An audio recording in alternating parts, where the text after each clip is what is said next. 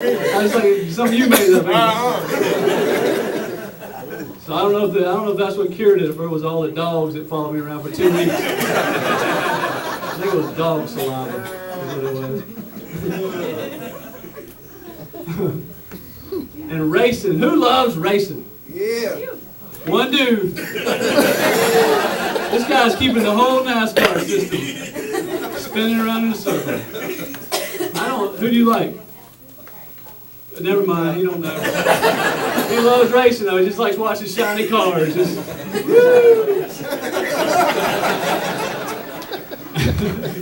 I don't know, my TV's stuck on channel 12. It's just, I gotta like racing.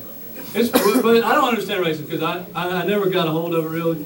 Because it's not competitive. We're driving around in a circle for a couple hours. Who can't do that?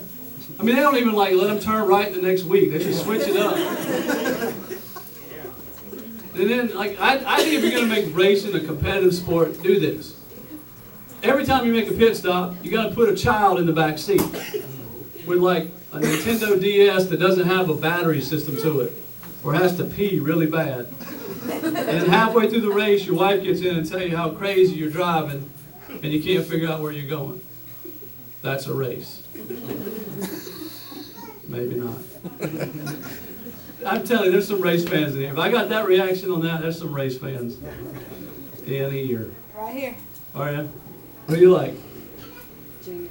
Who? Junior. June. Junior. Oh, Junior. Earnhardt Jr. I love him. Hey, how are you doing?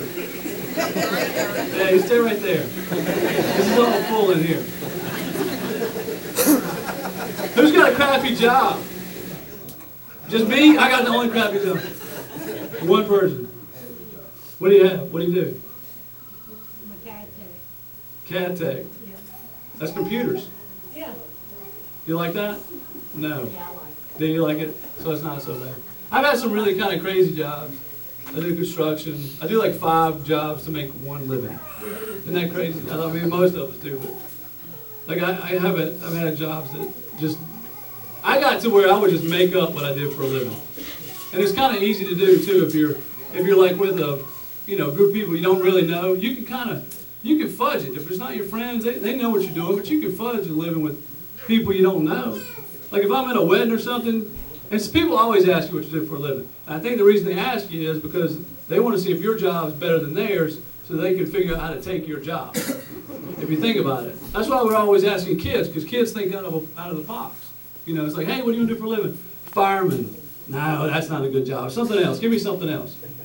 But so like weddings and stuff, I'll make stuff up. And you always see the guy coming. I'm standing there. And he's like, hey, man. He's like, oh, here it comes.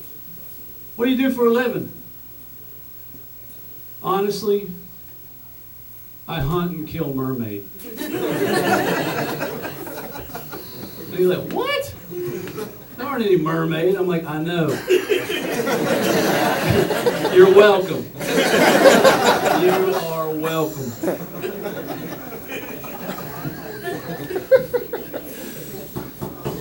Finally, I ran into a guy on the street, man. It was a homeless guy. And by the way, why do we have the same homeless guy that's been asking me for change for the last 15 years? I mean, don't you have enough money for a down payment on something at this point? And I know his name. You're not supposed to know the homeless guy's name. Steve, get away from me. You don't have no money. And he asked me for change one day. I said, man, I don't have any change. And I just wanted to like show him, so I hit my pocket. Sounded just like that, my keys. Boom. He goes, now he thinks I'm lying. He's like, wait a minute, you got change in your pocket? I said, man, I don't. I started pulling 20s out and showing him all I had was my keys at the bottom. Steve, you know how hard it is to do a direct TV payment, my man? I ain't got enough money for me and you. That's what I told him. That's just me.